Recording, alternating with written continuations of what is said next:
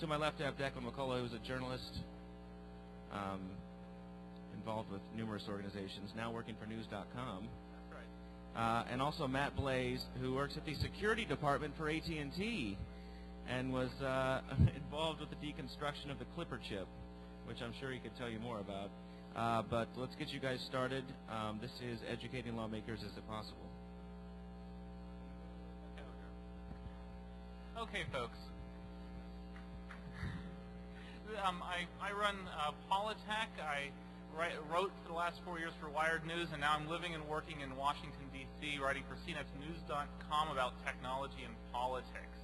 The question at hand today, and the reason I hope you're here if you haven't made a mistake, is can you make a difference in politics without being a wholly owned tool of the Demopublican Party? I'll tell you what I think towards the end, but let me ask you this first. What the fuck are y'all thinking? Why the hell are y'all here? Why would anyone with a fractional clue even want to be involved with politics? Congress is not a place for considered rational debate. It is not a place bounded by rationality. It is not a place with even a tenuous tie to the demands of logic. There is not one computer scientist in Congress, not one sysadmin, not one network administrator. They don't have a clue about technology. They banned laptops from the Senate floor. And it's getting worse fast. Politics is populated by the type of people who like to control your ass. Congress is ruled by campaign contributions, special interests, lobbying, unions, business groups, and nonprofits, and most of all, partisan politics. Especially in the House, the goal is to get a majority at all costs, preferably by dissing the other party. Tom Davis is the head of the National Republican Campaign Committee. He sent out a memo titled, I kid you not, Democrat Hypocrisy, on Wednesday. It says Democrat claims that Republicans created a culture of permissiveness and enabled this evil corporate behavior are preposterous.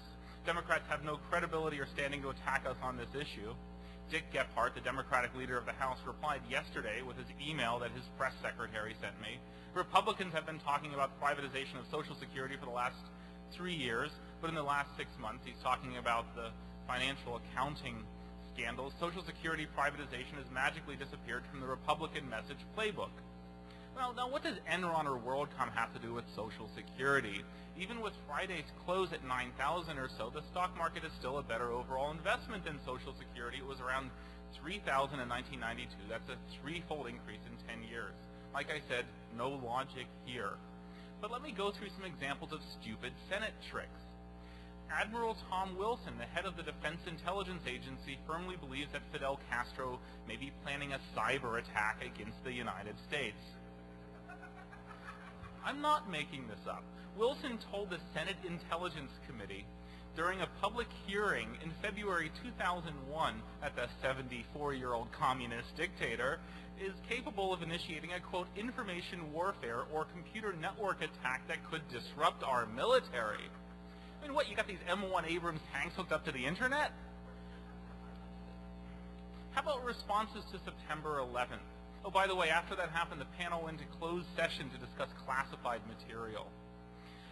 How about responses to September 11th? You all know about the Patriot Act, the USA Patriot Act. What you might not know is that the wiretap sections of that law, using carnivore in some circumstances without a court order, were part of a bill that the Senate enacted unanimously on September 13th, just 2 days after September 11th. You see, the FBI and Department of Justice had this written just in case. That Thursday evening, the Senate approved the Combating Terrorism Act of 2001 by a unanimous vote. It was written by Orrin Hatch and Dianne Feinstein, two lovers of liberty. It says that any U.S. attorney or state attorney general could order the installation of the carnivore system without having to go to a judge first. Hatch argued that such laws are necessary to thwart terrorism. Quote, it is essential that we give our law enforcement authorities every possible tool to search out and bring to justice those individuals who have brought such indiscriminate death into our backyard. The same day, in a floor speech earlier, Senator Judd Gregg, a Republican from New Hampshire, called for crypto restrictions. Gregg said encryption makers, quote, have as much risk as we have at risk as a nation, and they should understand that as a matter of citizenship, they have an obligation to include back doors. Pretty much everyone yowled, and Greg eventually backed down. But he didn't do it publicly. His spokesman refused to comment. So I sent a junior reporter over to wait outside his office until the spokesman stuck his head out for lunch, and then he couldn't ignore us anymore. Well, at least we have an Internet caucus to help us on these issues, our last great hope for sane Internet legislation, a way to stop this censorial madness, right? Well, not so fast.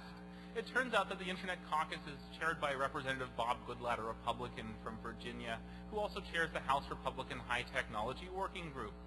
And instead of supporting pro-Internet bills, Goodlatte has been racking up a history of doing precisely the opposite. He drafted a bill to prohibit Internet gambling. He was one of the big supporters of the Communications Decency Act. He was a vocal proponent of the Digital Millennium Copyright Act. He wrote a bill to make non-profit copyright infringement, giving your dad a copy of Microsoft Office, a federal crime. Clinton signed it into law. He introduced a bill last year called the Anti-Spamming Act of 2001 that allows the U.S. Secret Service to police software that, quote, is designed or produced primarily for the purpose of concealing the source or routing information of bulk email. Well, that sounds good, maybe, but because of the broad way it's written, if you modify a Perl autoresponder CGI script to forge the from line of a message, you're guilty of a federal crime, $15,000 fine, and 1 year in prison. So this is what you get when you mix discussions of technology with the weak minds of the aging techno-halfwits in the U.S. Congress. You get a screwball dialogue that veers haphazardly between the idiotic and inane. Let's remember and honor former Senator James Exon, a Democrat from Nebraska, who retired after shepherding successfully the Communications Decency Act through Congress. He once said in all seriousness, "The information superhighway is a revolution that in years to come will transcend newspapers, radio, and television as an information source. Therefore, I think this is the time to put some restrictions or guidelines on it." Joining Exxon was Larry Pressler, the former chair of the Senate panel that oversaw the bill that included the CDA. Here's an excerpt from a book that the folks at counterpunch.org wrote. Quote, "Mentally frail and morally inert, Republican Senator Larry Pressler is the telecommunications industry's point man in Congress. He is a man long and widely derided in Washington as an imbecile of fantastic proportions." They describe how Pressler's colleagues watched in bemusement as he rose from a meeting and mistook a closet door for the exit. Pressler realized his mistake but decided the best strategy was to stand pat. His plan backfired when his colleagues decided to wait him out and saw him when he emerged 15 minutes later. I remember one longtime Hill observer telling me about the late Senator Bill Scott of Virginia. He once fired his press aide for reading a newspaper while on the job. When Time magazine called him Time magazine called him dumb in an article, he held a press conference to deny it. Quote, "I am not dumb," he said.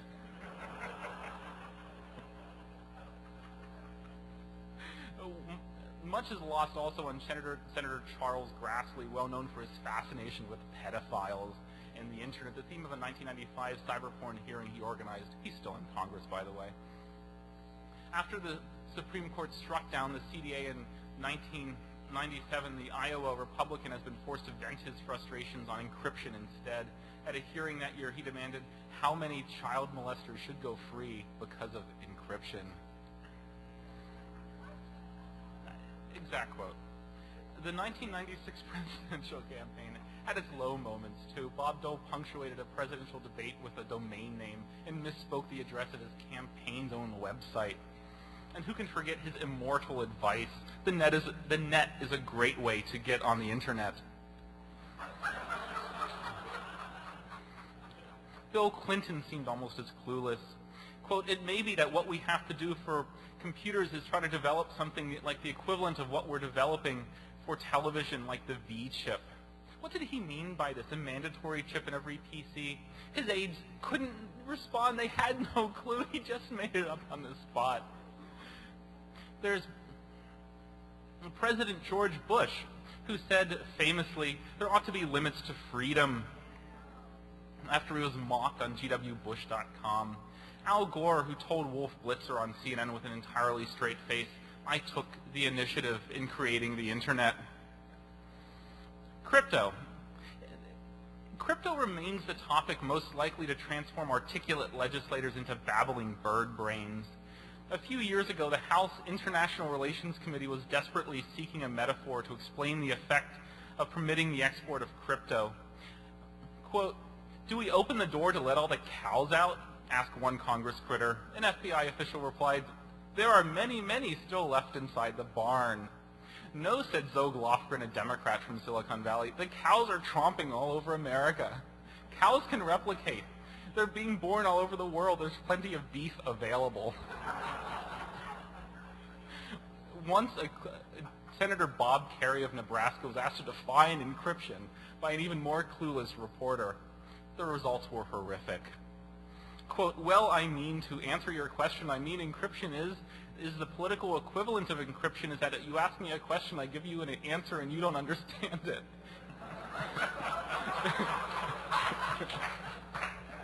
I mean, I intentionally garble the answer frequently. I intentionally garble the answer so that you can't understand what I'm saying. And that's, you notice I've got the ability to do that. There are only two types of people who participate in politics, those with principles and those without. And if you want to get involved, make sure you know which one you want to be. So when someone says, hey, there's this bill that would mandate key escrow, how about just like have a halfway key escrow bill? Are you going to support that with us or not? Even with the stupid Senate tricks I've told you about, there's still a way to get involved reasonably. You can work through professional societies like ACM and IEEE. You can take to the streets like the DMCA protesters did and the Free Scleroff crowd did.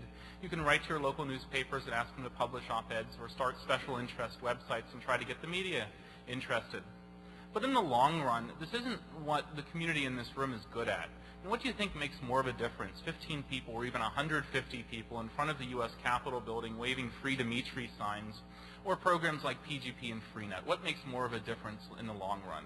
What do you think actually changes the world? Congress is used to hundreds of thousands of people marching on Capitol Hill on issues like firearms confiscation or abortion. They can deal with this kind of pressure. They ignore it for the most part, unless it translates into votes. And your influence there is limited, at least for the foreseeable future. That's why the cypherpunk motto gets it right. Cypherpunks write code. I'll leave you with one last anecdote.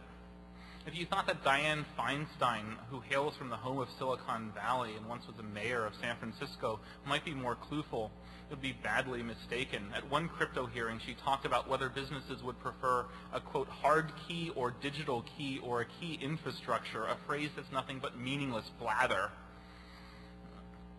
There was the time when one of her aides, who was in the room at the time, told me where they were introducing her to the internet. Here's your website, Senator. The chief of staff said, quote, take my seat behind the desk. Oh, here, Feinstein asked nervously. Now this thing controls the arrow on the screen. Uh-huh, the senator responded. Now put your hand on the mouse. Mouse, cries the senator. She pulls up her feet, pulls her knees to the side, hitches up her skirt, and looks underneath the desk for a rodent. Thank you, folks.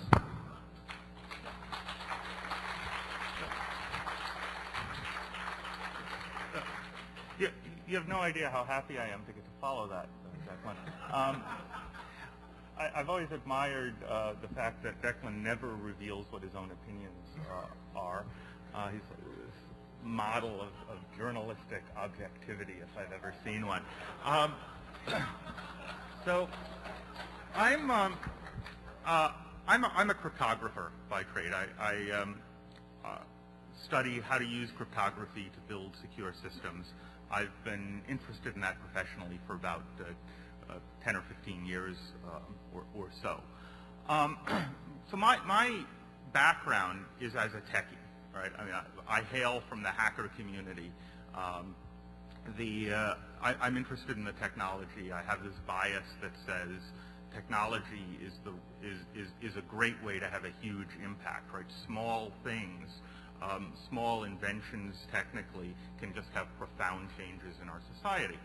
And I still believe that's true, although I've been humbled over the last 15 years, really since my involvement in crypto, at what the limits of that are, and what happens when technology comes up against the public policy, the legislative, and the marketing world. The internet has become big business, technology has become big business, and that attracts a lot of non-technical forces to it. So what I'd like to do is essentially tell a story, and then hopefully Declan and I will find something to disagree about, but I'm not sure how easy that'll be, and then we'll open it up for questions. So back in 1993, the U.S. government, I realize that's before like most of you were born, but the U.S. government proposed something called key escrow. And the idea of key escrow was the U.S. government was afraid of encryption, afraid that encryption would become widespread and that would somehow hamper the ability of law enforcement to investigate crimes that had electronic communication in it, national security to do wiretapping and surveillance, and that this would upset the balance of power in ways that the government was probably reasonably afraid of. It hadn't happened yet, but they were worried that it would. So what they proposed was that encryption systems should, from then on, send a copy of the key to the government for safekeeping. So if you used an encryption system, you should make sure that any time you generate a key, you essentially mail a copy of the key to the NSA, and if anybody needs to investigate you later, they can just look up the key and decrypt your messages. And the idea was that vendors would do this, and the mafia, when they buy encryption systems, would make sure that they bought encryption systems that mailed copies of the keys to the NSA and the FBI. Now, that sounds kind of dumb, but actually that was pretty much the idea. And they proposed this thing called the Clipper chip.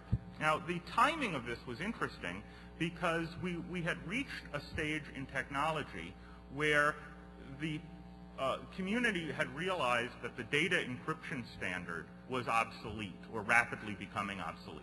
It had a 56-bit key, which was really on the edge of what was feasible to break by exhaustive search. Moore's law, computer technology, had advanced to the point where we really couldn't trust the 56-bit keys in DES, which was the most widely trusted secret key encryption system, to be long enough. So the time was ripe for a replacement for the data encryption standard. And so what the government very cleverly did was came up with an encryption system that had a longer key. And that had an 80-bit key, and the system was called skipjack. And unlike the data encryption standard, it was secret. They didn't tell you what the algorithm was. Instead, if you wanted to use the skipjack algorithm, you'd have to buy it in a chip. And the first generation of these chips was called Clipper, the Clipper chip. And they would cost about $30, which compared with software encryption is obviously very expensive. But the market issue of hardware encryption versus software encryption aside, there was another problem with Clipper, and that was that it implemented key escrow. So along with the key exchange that it would do at the beginning of setting up a message with another one of these Clipper chips, it would encrypt a copy of your key with keys known to the government and include that in the message. And the receiving chip would make sure that you had done this before it would go into decrypt mode. So essentially what this meant was that if you didn't know the government key, the system would be as secure as the algorithm. But if you did know the government's key, then or these keys that were kept in escrow at the government, then the system would be tappable. And so as long as they could convince the mafia and the KGB to encrypt all their communications with Clipper, it would be secure against, competing organized crime organizations, but not secure against the government, and, the society could rest comfortably at night. So as a cryptographer and somebody who designs secure systems, I understood intuitively that this was a really silly idea. Political issues aside about how much power the government should have to do wiretapping, you don't even need to think about to realize that a system that creates big databases of keys and has essentially online requirements for setting up the communication is always going to be more expensive and less secure than a system that doesn't. So when Clipper came out, I was interested in understanding some more things about it. I was particularly interested in the question of how do they make sure that the key actually gets sent. So a bunch of us invited some people from the NSA to come up to Bell Labs and give a little presentation about Clipper. We hope to learn a little more about it. None of us would take security clearances. We made sure to stay in the unclassified world so that they couldn't arrest us if we published papers about it or criticized it. They came up and gave a little presentation, and they sent their techies. And it was a good exchange. We talked about what was hard about this. We talked about what was easy about this. And then, the little dream thing happened at the end. I said, would you mind if I posted a message to comp.risks, summarizing our meeting? And they said, no problem, and I did. And they said, we really liked your message. It didn't include the phrase jackbooted thugs, and most of the messages about this do. If you want to come down, we'd like to, give you some samples, and, you can play with them. And I thought, well, gee, this should be interesting. At about the same time, by the way, somebody had posted to the net a copy of the NSA security manual, listing all of the security procedures at Fort Meade and what the different colors of the badges were, purporting to be the NSA security manual. So I had read all of this stuff. I had read Bamford's book. I had always been kind of in awe of the NSA world. So visiting Fort Meade would be a lot of fun. So went down to Fort Meade with a colleague. And sure enough, it's this very secure environment. There are people with guns. They didn't have Marine guards anymore, but they had the NSA police, it was called. And if you had to go through this little zigzaggy corridor that would keep RF out, so the whole building was this sort of tempest enclosure. If you walk down the wrong corridor, a light would go off, and this disembodied voice would come out and say, please identify yourself. And your host would have to hold up his badge, and you would have to hold up your badge, and then they'd say, please proceed.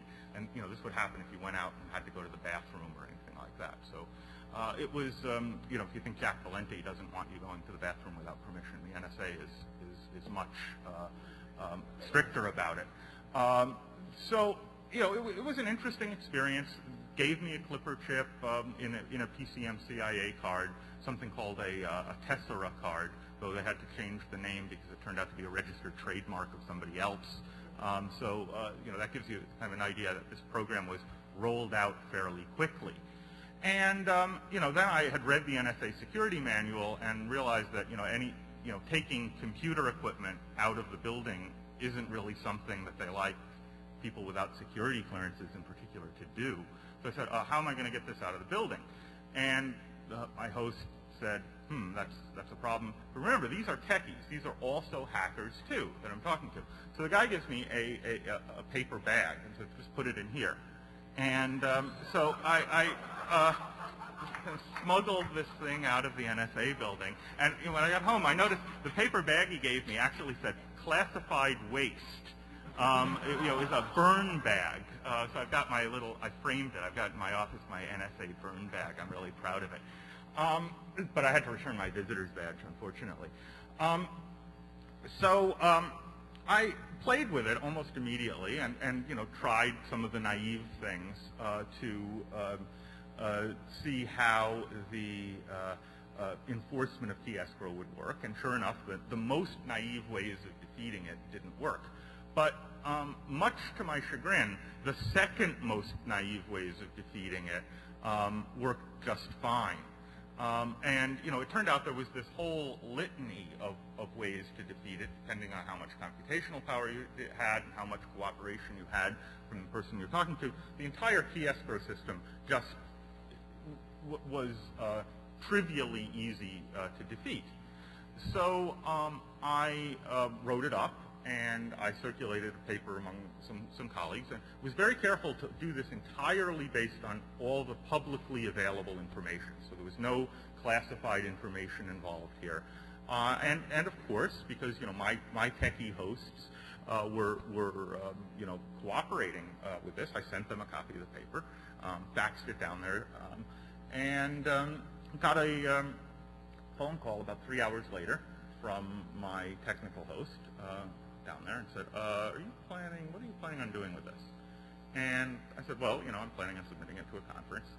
And there was this kind of silence, and he said, I'll call you back.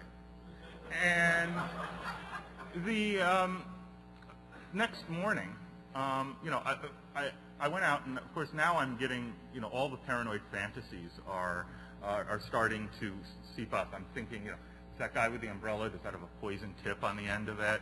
Are they trying to get rid of me? Do they know my home address? I gave them my social security number when I went down there. All my credit cards are going to get canceled. The next morning, I get a call from the techies, my technical host's boss, who was another techie, and he said, if you're going to publish this, you're going to send this to a conference. And I said, yeah. And he says, okay, well, you're going to have to make some changes. And now I'm thinking, wow, okay, my back is up, and I'm about to be fighting for academic freedom and scientific freedom versus the government. This will be I'm really getting my back up for a fight in the 5 seconds after the guy said, you're going to have to make some changes. But I calmed myself down, and I said, well, what kind of changes? And the guy says, well, first of all, on page 14, the last half of the sentence is missing. And on page 22, you used the wrong formula for this probability distribution.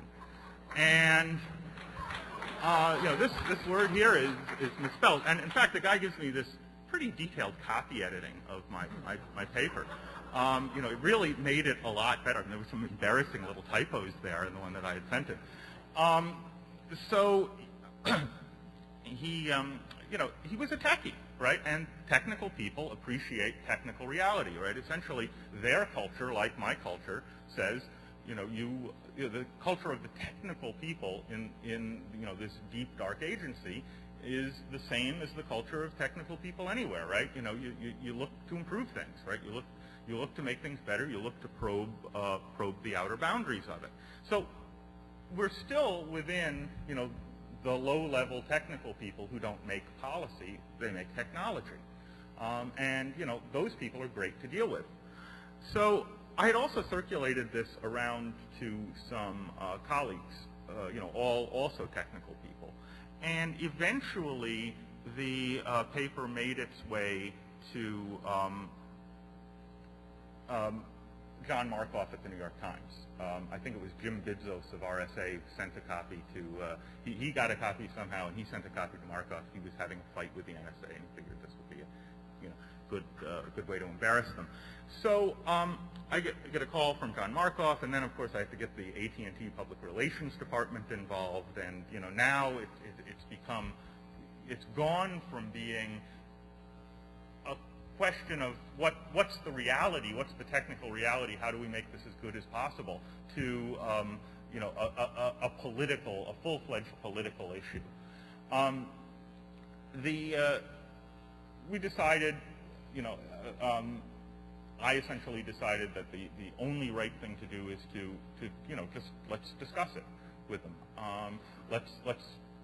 Let's be completely honest. Let's not make this look like this is some kind of whistleblowing, or that AT&T is trying to shut me up or something like that. But let's just be straightforward with it. So I talked to the reporter.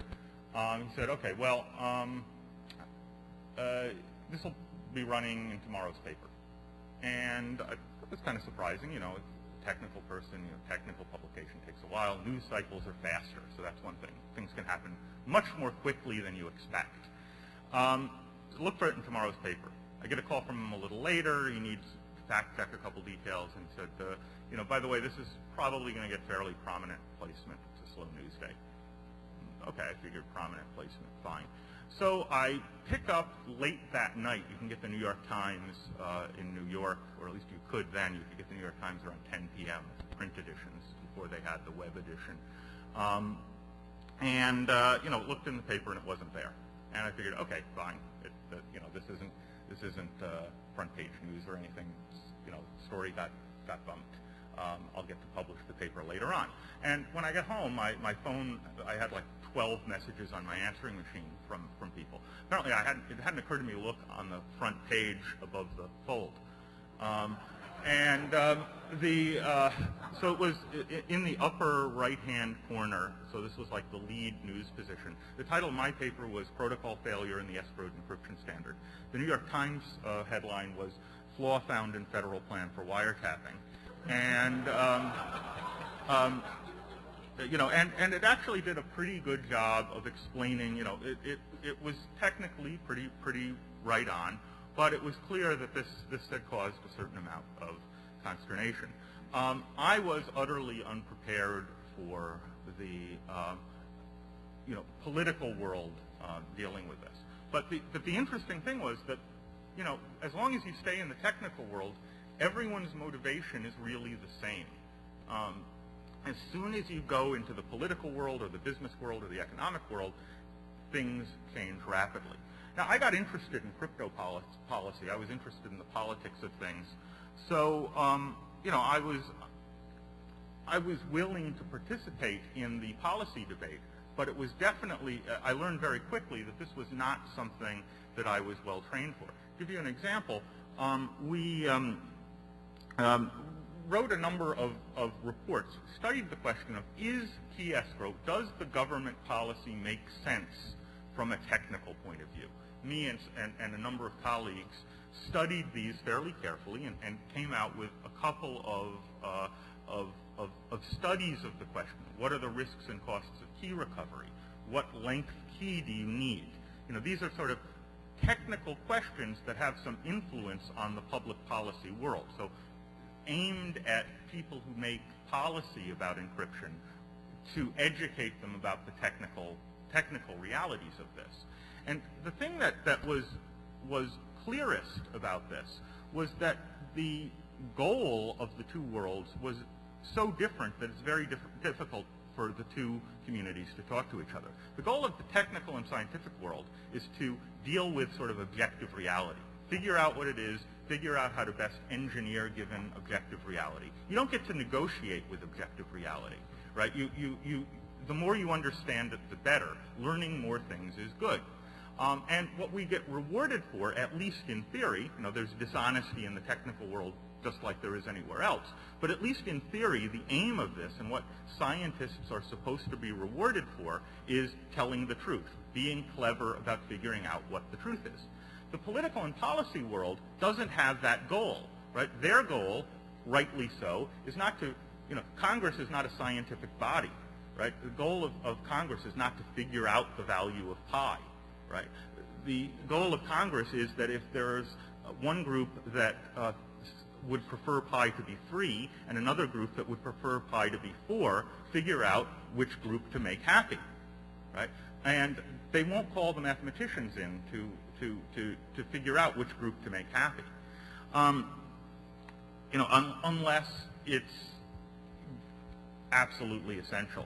I remember just one last story, and then I hope we can open this up for discussion. I spent a day doing on Capitol Hill with the group that had written one of these reports. We got to brief, among other things, the staffers of the Senate Intelligence Committee. Now, this is a cool experience for a hacker because these congressional committees meet in really, really cool places. Right? On Capitol Hill, there are these secret briefing rooms that are tempest enclosed and have like multiple walls and barriers. This is just, all this stuff out of the movie. One of the House Intelligence Committee is actually in the dome of the Capitol, and you can't go up there without going past a bunch of guards. It's really interesting.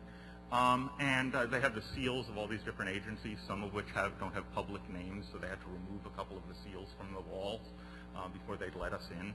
On the way out, just a quick aside, on the way out, this is with a bunch of pretty prominent scientists who are in this little group, people whose names you've heard of, and all of us, after we got downstairs, had independently and unbeknownst to anyone else, stolen the little notepads from the table that said Senate Intelligence Committee, and one of us got the gavel.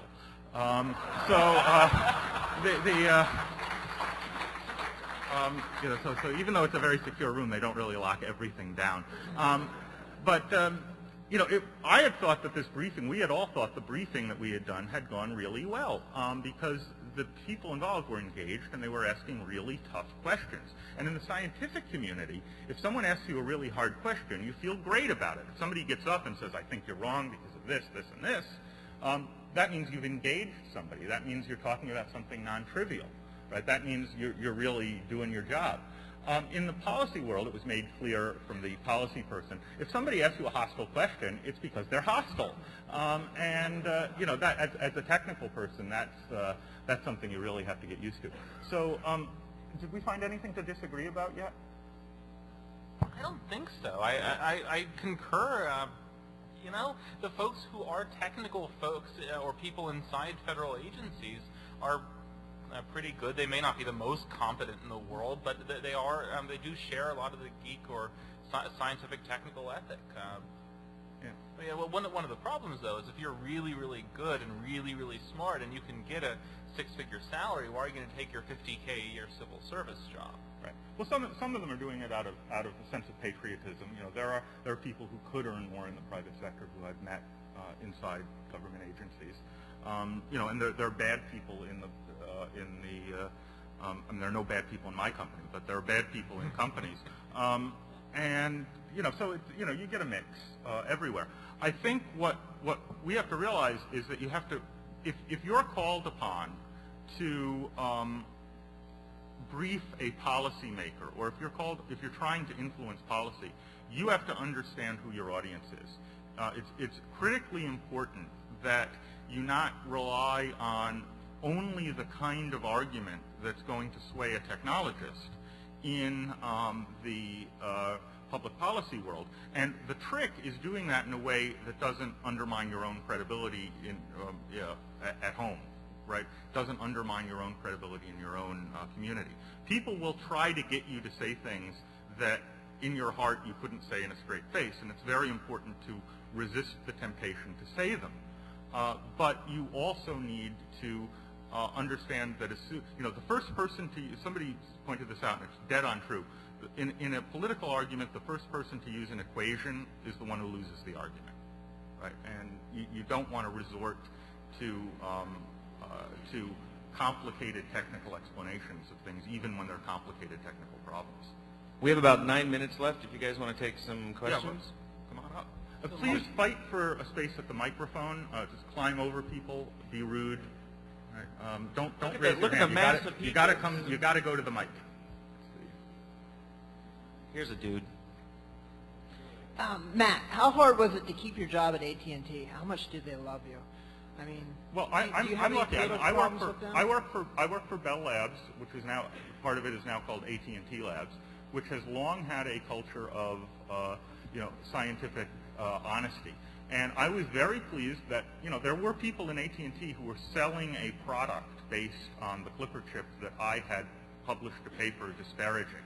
So I had not only had I done something that embarrassed the government, I had done something that disparaged an AT&T product. And there were people who weren't happy about that in the company. Some of whom would have been happy. I wasn't really seriously worried about being killed by the government, but the phone company is a little bit of a different story.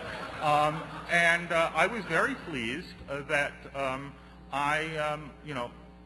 the reaction from management in research was, our job is to tell the truth, and they stood by that. I got a raise. First of all, Declan, thank you very much for Politech, for being one of the few reporters with a clue. I think the man deserves a round of applause for being just, certainly the best technical journalist I can think of, so thank you. In my question, in both of your estimations, why do you think the code is speech argument in the DCSS case, now a couple of years old, failed on Capitol Hill in the courts? Well, okay, I'm not directly involved, but my understanding is that code is speech hasn't completely failed, but it turned out not to be. They decided it on a different issue. I think the courts pretty well recognize that code is speech. The unfortunate thing is that's not sufficient to get all the First Amendment protections we'd like for it. And this is something you should definitely aim at the lawyers to get a subtler understanding of than I'm capable of myself. But I should just say a quick rant on this. My doctors told me not to talk about digital rights management because my blood pressure goes up too much. But back in the crypto debates, it was very frustrating. It took about 8 years for the policy to go from really frustrating to reasonably sensible. But there was a sense that the people I was arguing with were arguing in good faith. That the arguments on the other side were pretty well on the table, and it was really a question of, a question of values, a question of what relatively subtle technical arguments you believe. They believed that they were genuinely protecting people. In the case of the digital rights management stuff, oh God, my blood pressure goes up. You want to say liar, liar, liar. It's hard to imagine that some of the arguments that are made on the computers are bad because they allow copying can possibly be made by somebody without believing that they're lying. But it's very frustrating. I'll give it a shot. Back when Congress was doing the DMCA in '98 is when they got enacted, if I recall properly. Nobody that they were paying attention to was even making the argument. And then when the court considered it, Congress didn't give the court a whole lot of wiggle room, and so that's why I covered the DECSS trial and the appeals court arguments, and the court did pretty much what most legal scholars expected it to. In terms of the First Amendment code of speech argument, I think the Ninth Circuit and then the Ohio case, Peter Junger's case, also recognized that source code can be speech.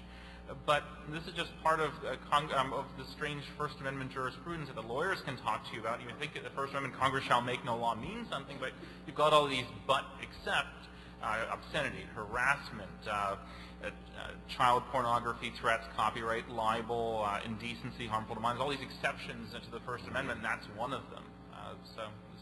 And Congress is not going to change the DMCA. All the heads of the various subcommittees and committees have said, hey, we like it just fine. They actually held a party on Capitol Hill. I've got photos on McCullagh.org. It was a pro-DMCA hoedown a month or two ago, and they were all pouring champagne, and Jack Valenti and Hillary Rosen showed up and gave speeches, and all the top Congress critters were there. How did you get invited? They actually sent out a press invite. I took my camera. They let me in for some reason.